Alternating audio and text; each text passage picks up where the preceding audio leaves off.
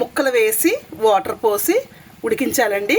దగ్గరికి ఉడకబెట్టేటప్పుడు మూత పెట్టాలి.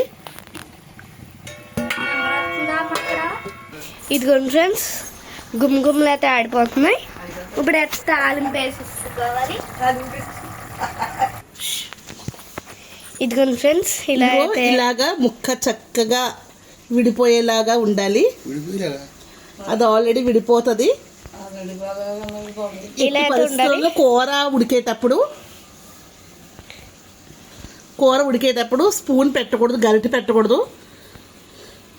లాస్ట్లో మాత్రం ఇలా ఉంటుంది. చక్కగా ఉడికిపోయిందో లేదో చూసుకోండి. ఇందులో అస్సలు ముళ్ళు ఉండదు. చూసారా ఫ్రెండ్స్, ఓన్లీ ఒకే ఒక ముళ్ళు. చిన్నపిల్లలు కూడా తినచ్చు. చాలా ముక్క మెత్తగా ఉంటుంది. Thank you for watching. Please like, share, subscribe. సాయంత్రం సొరకూర చూపిస్తామండి. Thank you.